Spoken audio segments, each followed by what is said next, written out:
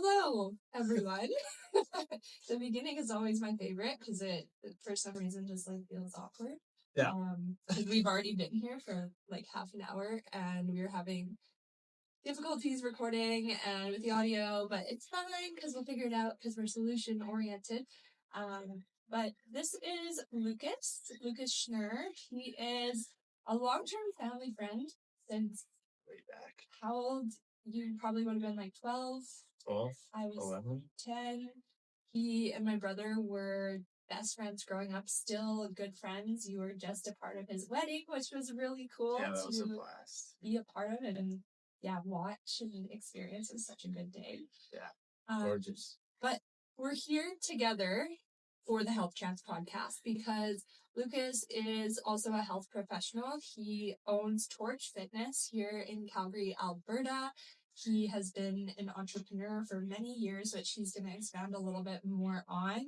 He's also worked for my family company. Yeah, we've been around. Yeah, he and I and like our families are super connected. Our parents are like best friends. So I just felt like it was a good opportunity to interview someone a little bit different on the podcast too. We've only had women so far. So thanks, Luke, for being open to doing this. Yeah, thank you. I'm going to start off by asking a little bit about your origin. Like, where did you start when it comes to both fitness and entrepreneurship? Because I think they kind of, in your journey, they exist together, or maybe fitness came in a little bit later.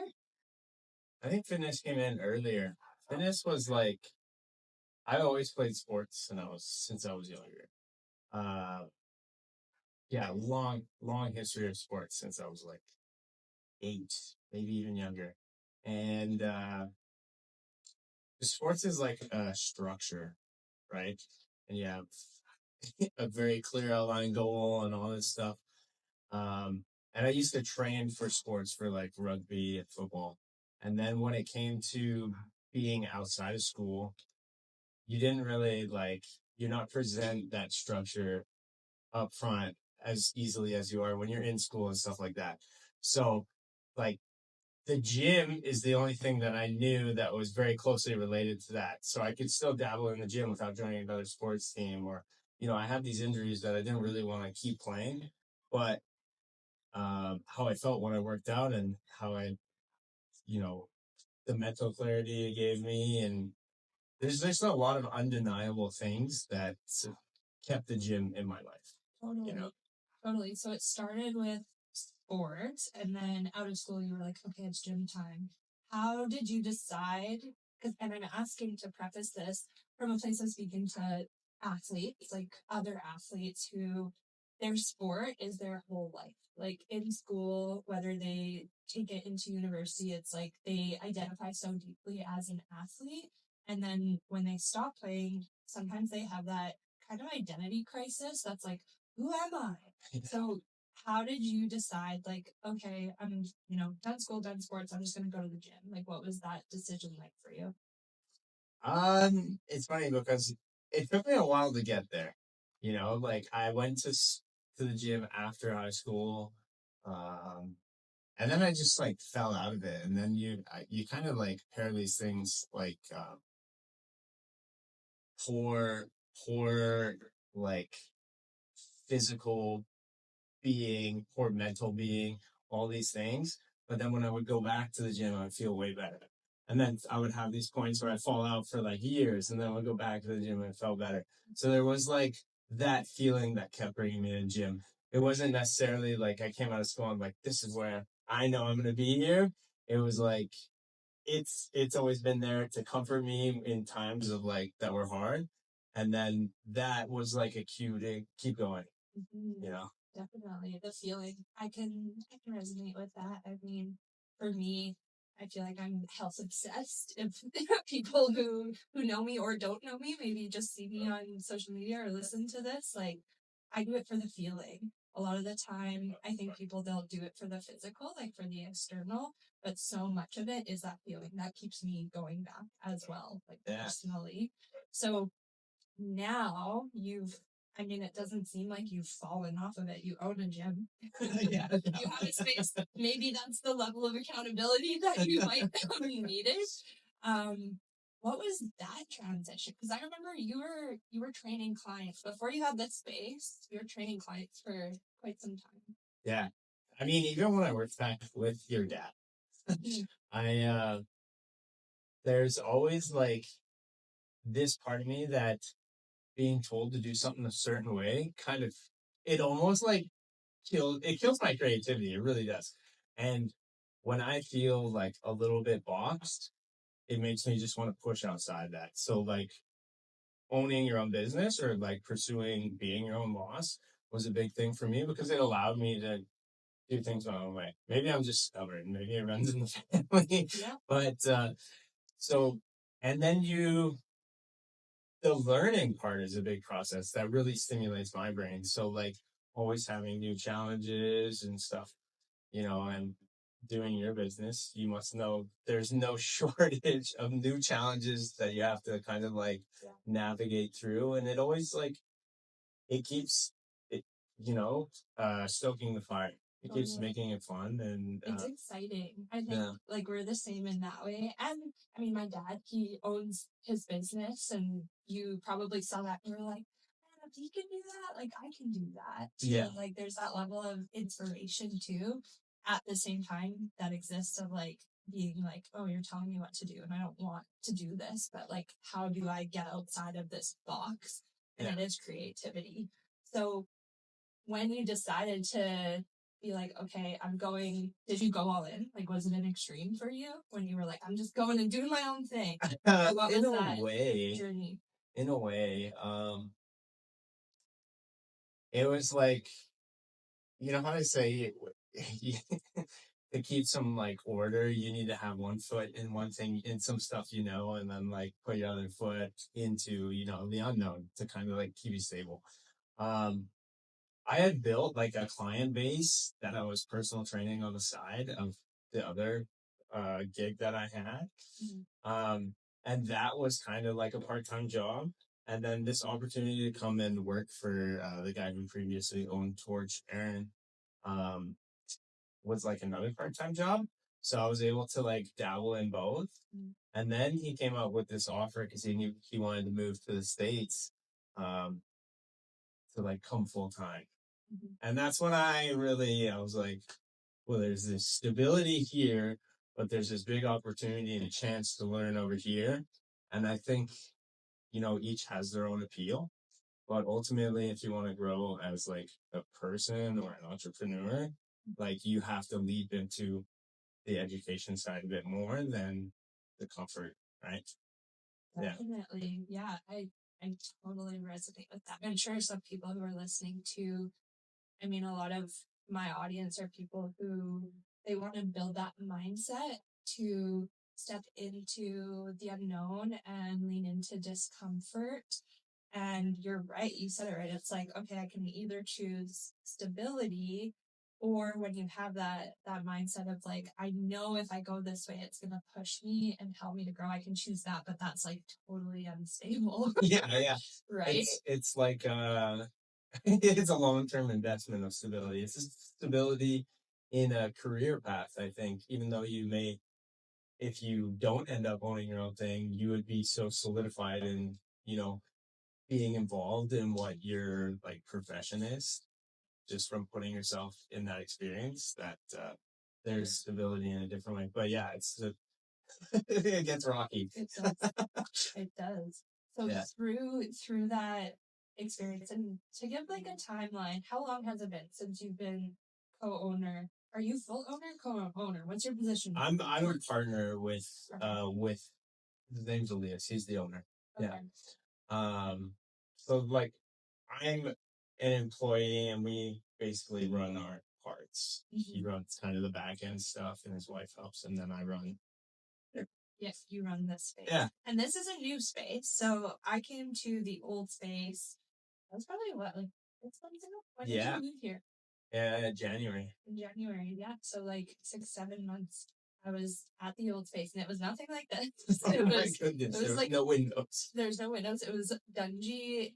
yet somehow you guys have regular clientele coming in who I think you said they've been coming for like 10 plus years. Yeah, some of them a long time. At that point, which in a world where people are very externally focused, like, oh, it has to look pretty, like it's gotta have the bells and whistles, that's pretty rare.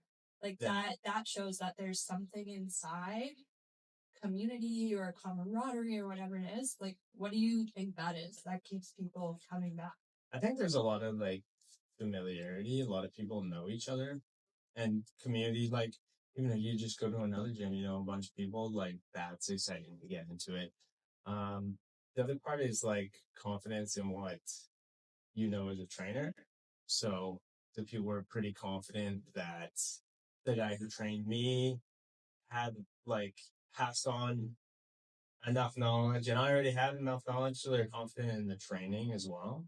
Um, and it's just like different workouts. It's I don't know.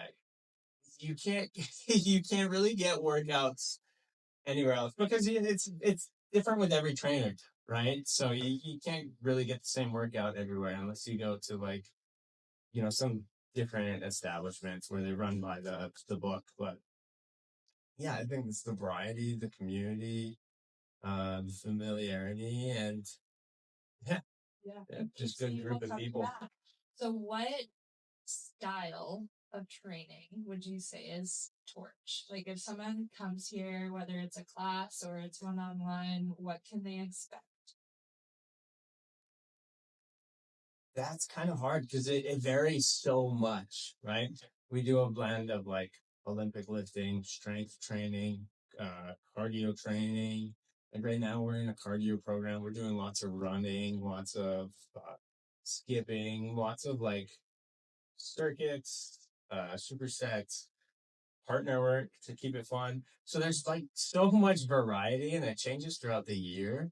Um, I would say like under all of that variety, the goal is basically to help you move better for the rest of your life because like working out is a skill and getting the results you want is, a byproduct of being good at that skill. Um, so it's like kind of teaching you the foundation to all that while we do everything else, you know? Yeah. So it's like almost, it sounds like it's human body focused longevity.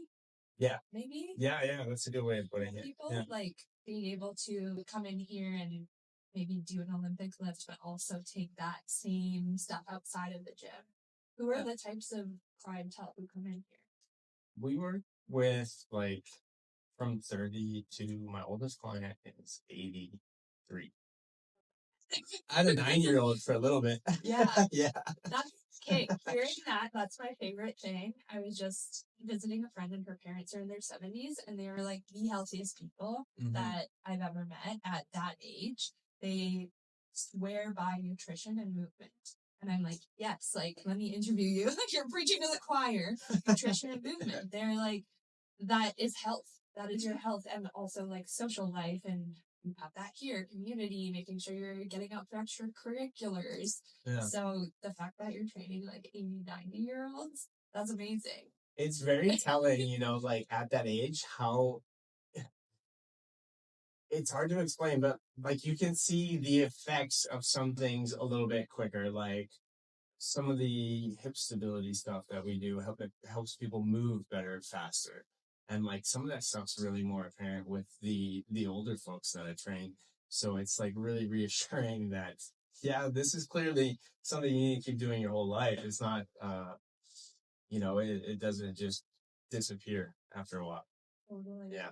Totally. And like through that experience, you probably, going back to what you said originally, you probably gain a little bit of like inspiration for yourself. Like, oh, I gotta keep showing up. Yeah. Like, totally. If I want to stay fit into my old age, I know that's it for me. Like, I'll be hiking or something, and an old guy will like run past me on a mountain, and I'm like, and I'm in my mind complaining that this is hard right now. Like, who am I? Yeah. Who am I?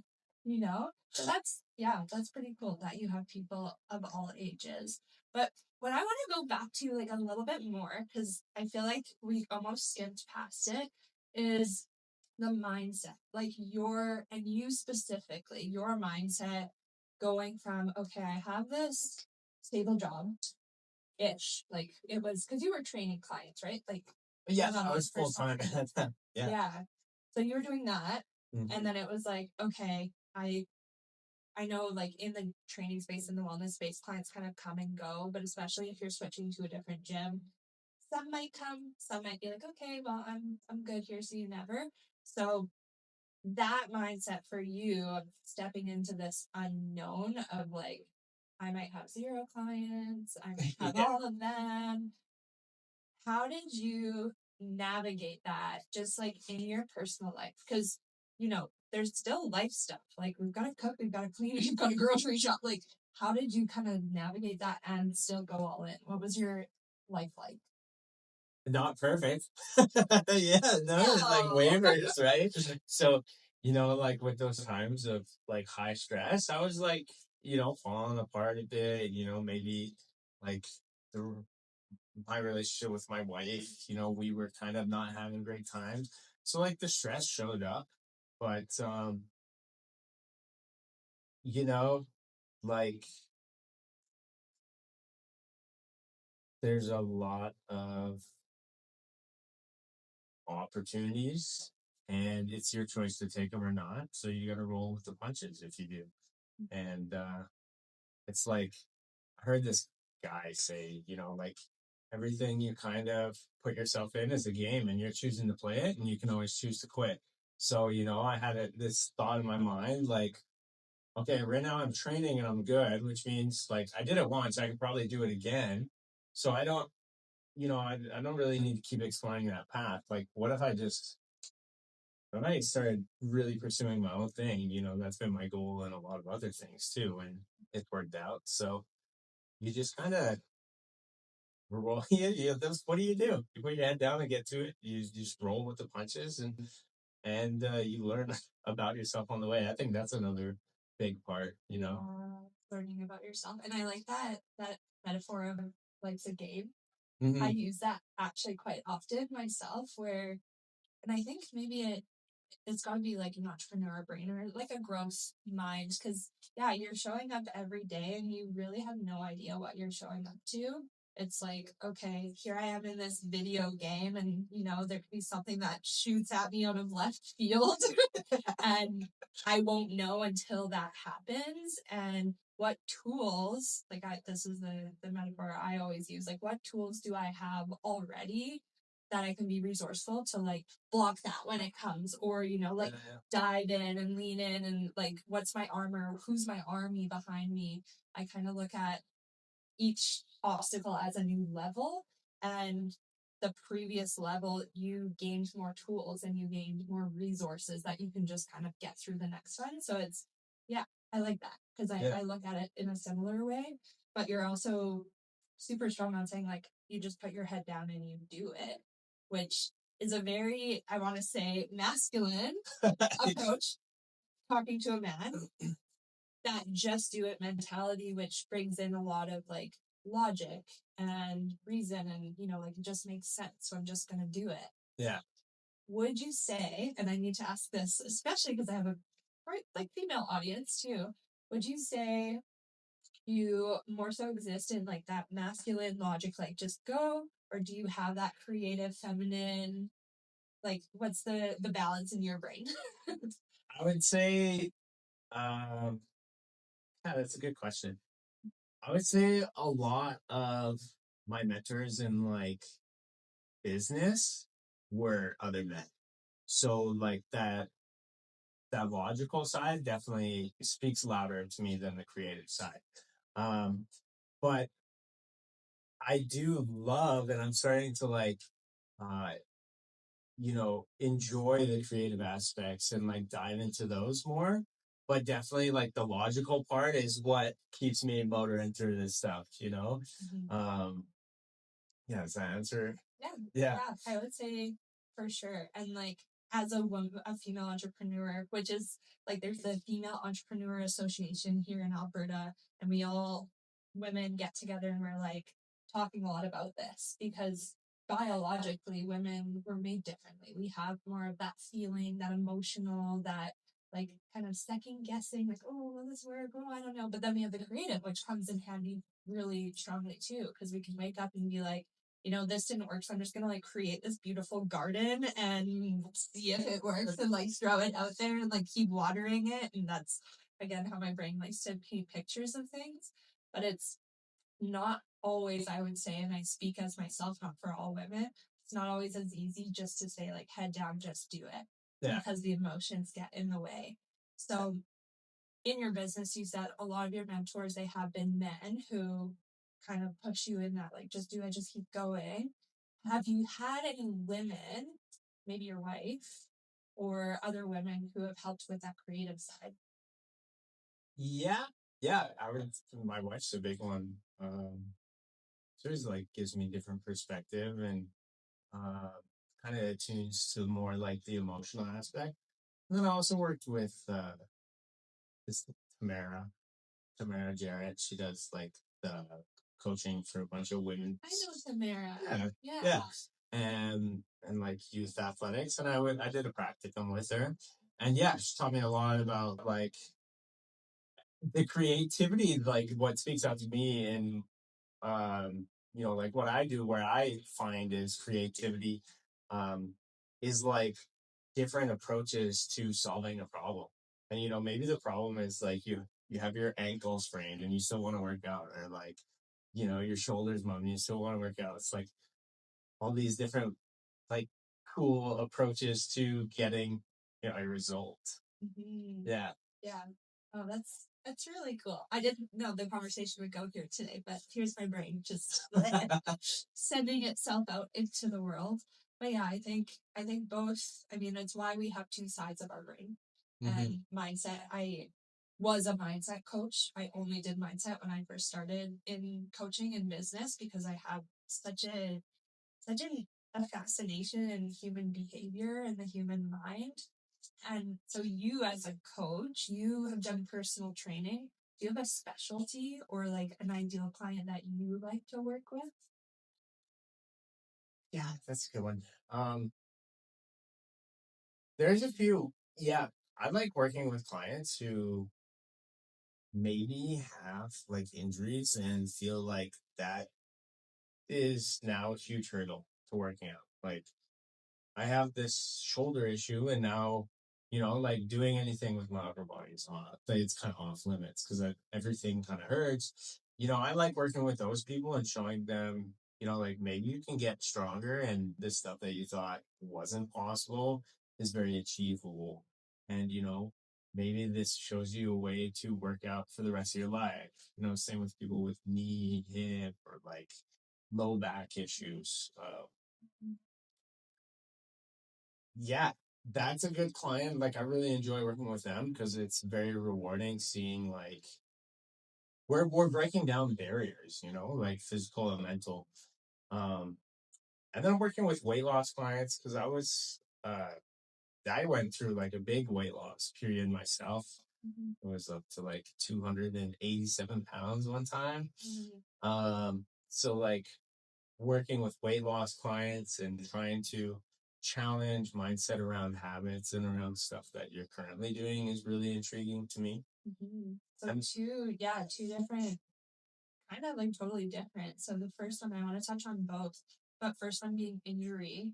Was that because you dealt with a lot of sports related injuries or injuries yourself, or where did that come from? So there was you start training and very early on you find out that not everyone is so perfect. Like everyone has something. Is what it seems to be. Like this person's got an arthritic toe and this person's got like yeah, they've got like arthritis in their hands, and it's almost every person I work with like has a little thing that affects how they move physically. So that that part came up because of it was just so apparent, right? So then it became a game. It was like, oh, how can we make that better?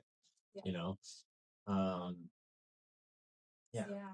Yeah. Yeah, I can relate to that, and like for myself, and when I was doing more in person training stuff, and even now online, like I'm working with one girl who had ACL surgery, and I'm like, well, I'm not going to turn you down. I'm not going to say no. I don't want to help you because I've never actually done that and experienced it. It's more like let's test the waters. Let's try some exercises. Let's see kind of if this works. Oh, it doesn't. Okay, let's move the other way. So yeah, that makes sense. That's yeah.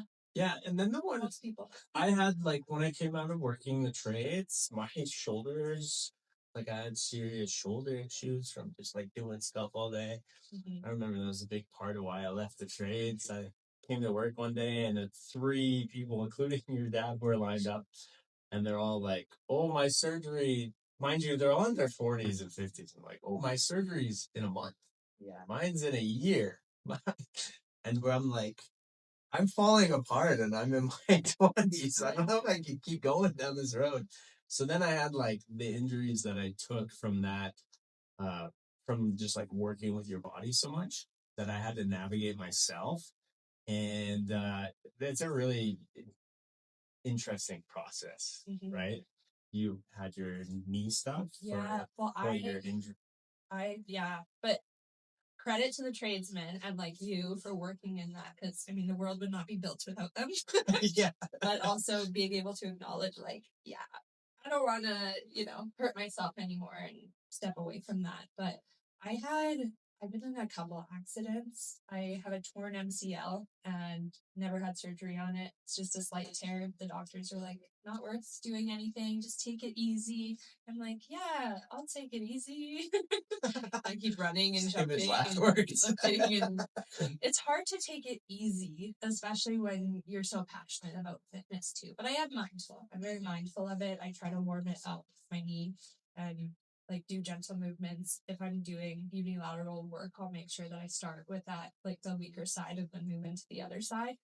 But yeah, we do. I think we're our biggest teachers. Like I always say, I'm the experiment and the experimenter. Like Yeah. I'm doing both. I'm figuring it out. And if I haven't experienced something my client comes at me with, and it's like, okay, let me just be open and honest. Like I don't know everything. I'm not God, but like let's try to figure this out together. If you trust me enough, and we'll try to get there. And I think if and when the client is just as open, that's when I usually see the most success and they see the most success. Yeah. Is that your experience too? Yeah, when they're like there's like the stages of acceptance. I feel like they apply here. But you're in like this denial. You don't want to do your physio stuff, and then you're like, okay, maybe it does hurt, and you start doing your physio stuff, and then they're like, yeah, okay, I guess we can try new stuff. And then once you get past like that part, and they're like really adhering to the stuff they have to do, trying new stuff, then yeah, you see a lot of success around that. I mean, working with injuries, but then also the other piece that I wanted to touch on was the weight loss. So you said you went through a weight loss journey yourself, and immediately my brain lights up. It's like ding ding ding, nutrition, something changed there. I want to know what your journey was like with that, because it's obviously it's nutrition, but it's so much behavior and habit, and a lot of times like relationship with food, like so much of that. So if you're open to sharing your journey with that and how it was a lot of like relationship with myself. So there was these habits that like I kind of would quiet things with, and like those habits kind of lead down the similar road, like an unhealthy life of some sort. So I'm like quieting, these voices of anxiety from my relationship and my job with like gaming and smoking a bunch and like eating a bunch of junk food and stuff like that, not really sleeping. And then, you're like, okay, well, this makes me feel bad. What, how bad do I have to feel to change that? And you like, it doesn't always happen, you know, for people, but it was like this experience that then stemmed like a big shock to my system. And then I started making these like kind of abrupt changes. And again, just started going with like this feeling of, oh, okay, like I'm working out again, like I feel better about myself. So that's like very reassuring to not work out or to continue to work out. So like, let's take my time from doing this and put it over here. Um, and then like, oh, I feel better when I eat better. It's like crazy. So like, let's take some time from here and start putting it towards eating better and making sure I, learn about food and how that helps me. Stuff like that. Yeah, it was like a big habit shift and like really changing your environment to kind of change the outcome of that. Totally, totally. And I think like being able to even acknowledge that, because that is hard. I realize for a lot of people, my clients and non-clients who just consult with me, acknowledge that, I have a problem. Like I'm numbing myself basically with like video games and whatever it is that, we all do it. We're human because we have so much of it at our fingertips constantly. But the hardest part is being able to acknowledge that and then take action to change it. And I can relate in the way that like I love extremes where I'm like, oh, okay, I don't like this, so I'm gonna like 180.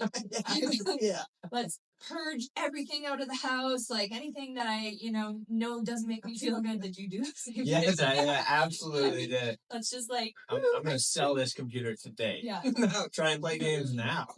Right now, actually immediately. And The yeah, good and the bad of that, it like really throws you in the deep end. But do you really address the problem?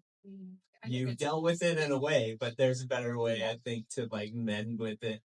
But yeah, it's a new extreme basically, because yeah, usually if you're like, for me, my experience, I would binge eat like behind the scenes. No one knew about it for a long time, and I've talked about it for many years now, so it's not as like shameful. There's no guilt around it anymore, because I know a lot of people also do it. Like 80% of people struggle with binge eating. Yeah, it's a high number. I know. Yeah.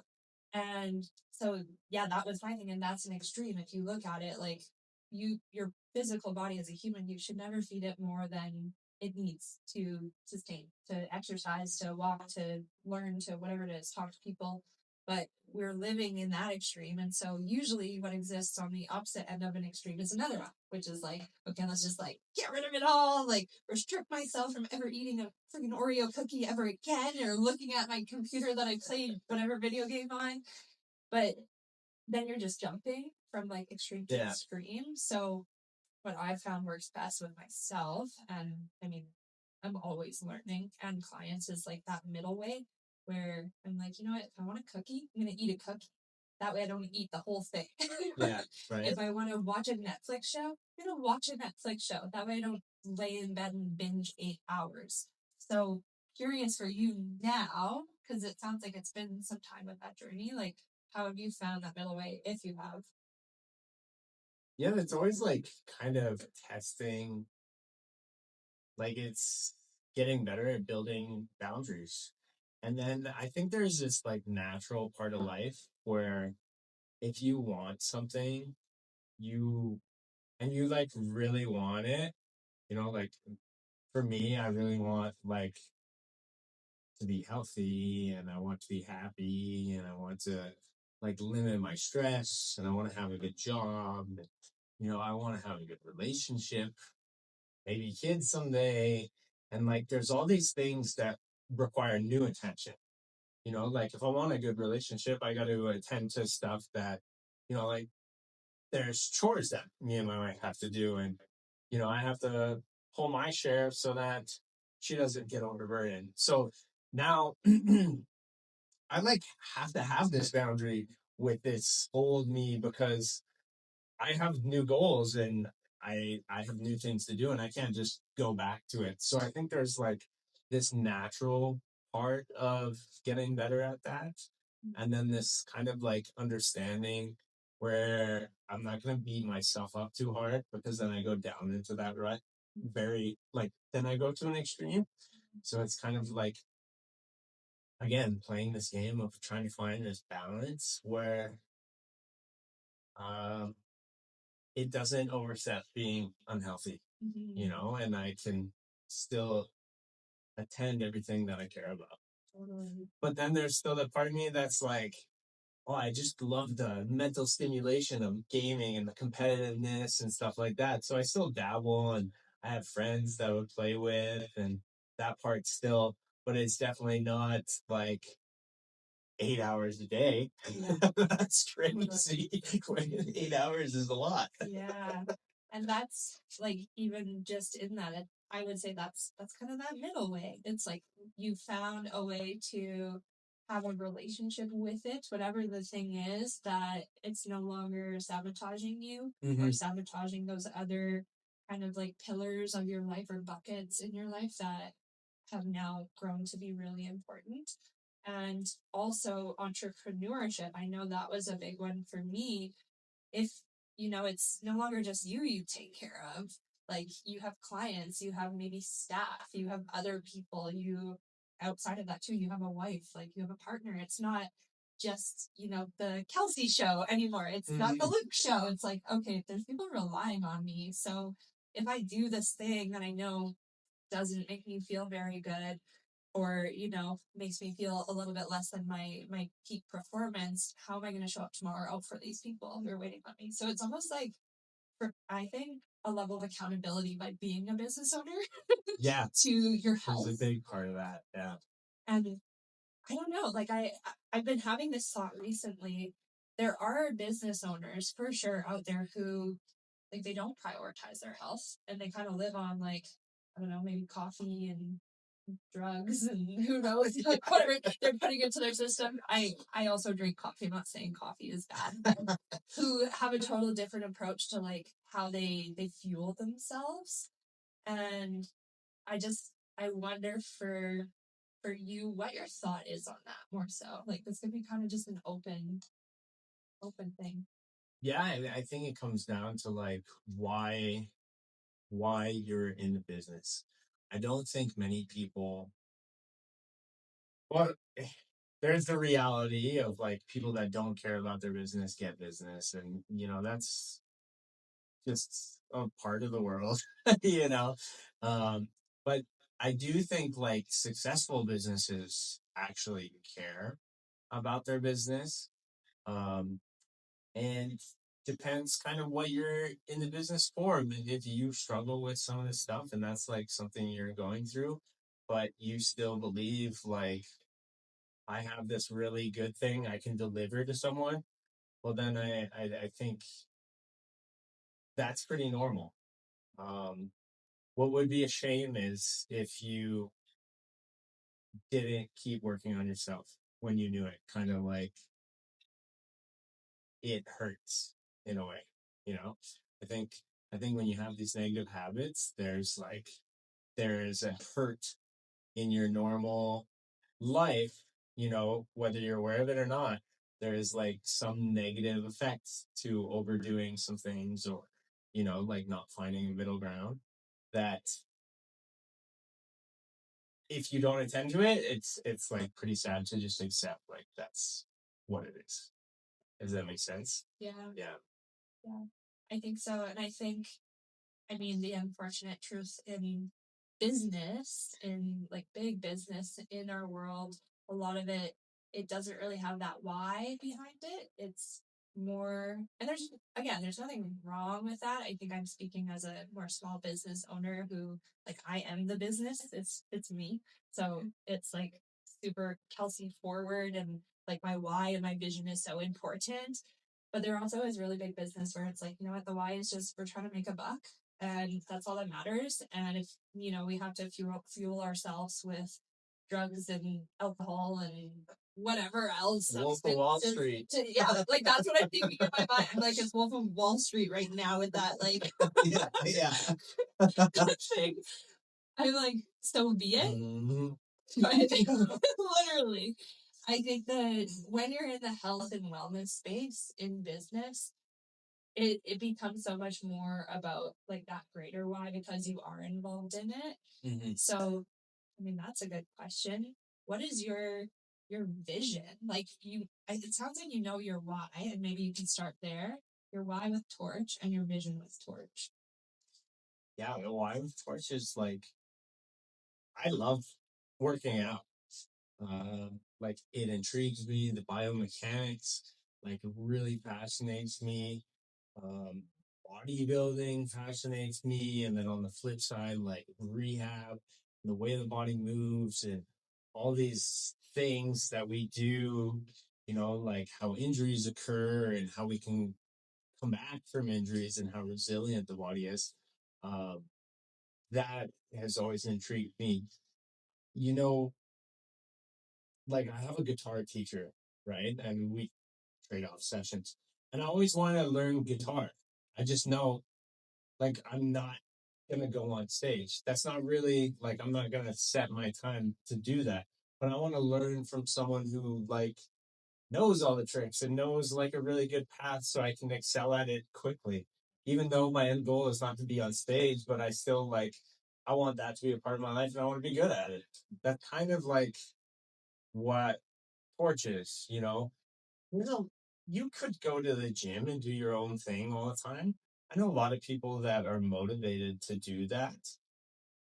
There's also some people that find motivation in like just showing up and having a new workout in the day or just showing up and hanging out with the people. So I think beyond like my personal goal for torture, my goal with my clients of like helping them move better, I think Torch is like this gym where you can come and learn to work out and make it a part of your life without it being a hassle to work out for some people.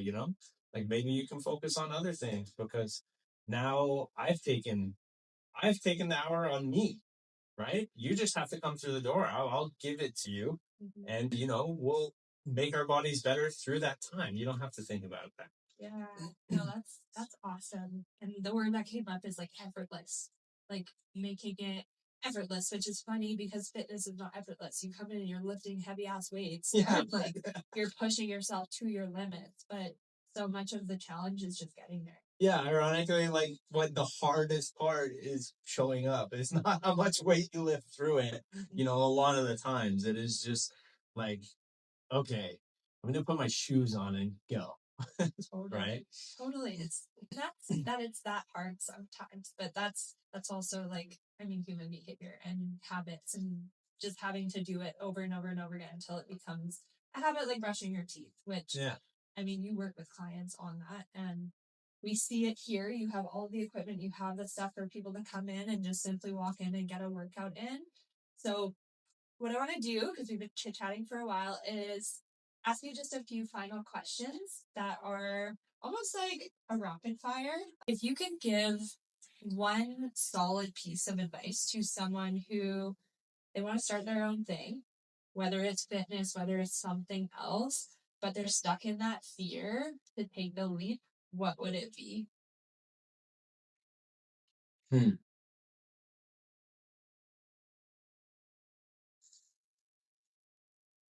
There's a way to say this, but I'm not sure like how it's gonna come out. Um, if you just put a pause on things, you never get to the climax of the story, right? I think if you put a pause on like your desire to do stuff, and it's not to say like pursuing a business and doing your own thing is necessarily right for everyone. You just got to acknowledge like maybe I want this more than I want this, and this provides me with that. That's great. That would like kind of that would resonate with you and give you reason and purpose to keep doing it, right? So if you feel like what you're doing isn't really your thing, but you're scared of taking the step forward, what's gonna hurt more? The fear of failure and continuing to just like do something that doesn't make you feel well with yourself, or falling? Like, man, you've been falling your whole life learning stuff. Why does it end now? There's like more things on the line, but not really. Like there's a lot. That is so inspiring. It's so true. Trojan, I like got chills when you said that. You've been following your whole life, and it's true. Mm-hmm. We don't know what we're doing. Not at all. I really like that answer. Thank you. I mean, someone probably took something from that.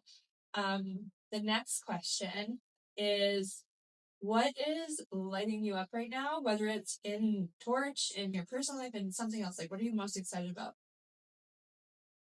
I am very excited about the new opportunity that this space, because like the old space that we were in didn't really have much of a storefront. So I'm really excited about the opportunity of like the new marketing that we're doing and the storefront of like meeting new people and the challenge of like, how do I really show you what Torch is and get you to like join us? Yeah. Come with me. I think that's like a really exciting challenge for me.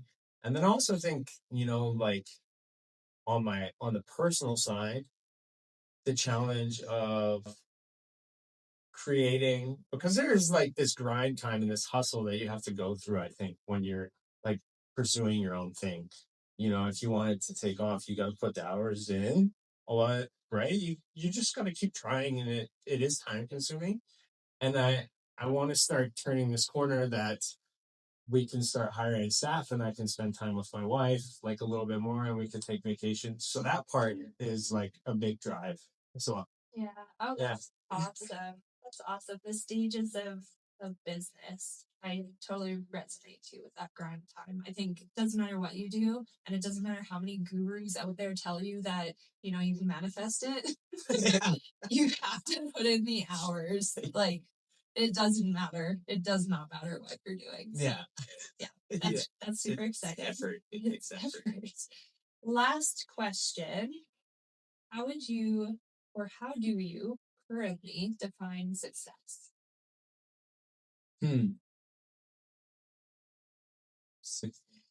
That's a really good question. What is success to me?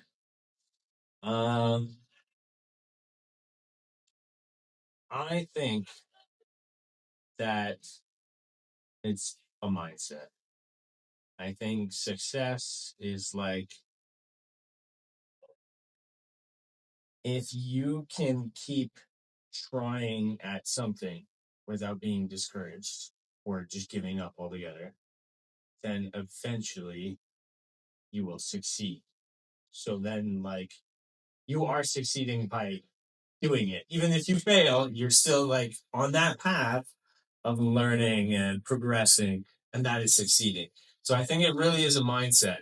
Um, and it ties closely to what we do here with people that are injured is like as soon as you think that this is your new reality and you have to be injured all the time, you're like defeated, you know? Um, it's just like perseverance and keep trying and keep challenging like your brain and trying new ways. That's success. Yeah. Yeah. That's awesome. Great definition. Well, we're going to wrap it up. I guess I lied. There's like one last question. Where can people find you or Torch if they're interested in checking it out or they just want to like ask you questions? Yeah, We got some social media stuff, Torch Fitness on Instagram. We have our website, torchfitness.ca, or you just come to the storefront and come work out to try a workout. We always let people come and try a free workout. We have some really good intro offers to the gym and just see what Torch is about. Because just like I said, you'll get different training styles with every trainer. So you really just got to see what the hype is. Yeah. I need to come try a workout. I don't think I've done one yet. It's crazy. So some of the it's not to toot my horn, but I think the people that work out here, some of the people here are so strong. It's crazy. We'll get some new people, and unfortunately, like we'll be doing some stuff that seems like super complicated, and we'll get like some new athletic people that come in and they're like having troubles. And you have like 60-year-olds, 50-year-olds that are just like crushing these things, and they're like, how are people here so strong? That's amazing. And that, again, age is just a number. Your age does not matter. If you still use that excuse, throw it out the window. I'm going to come try and work out. Yeah, you should. The competitor in me is like, I'm strong. I can do it. Anyways, okay. Thank you so much for this conversation. This is great. Yeah, it was a lot of fun. Yeah.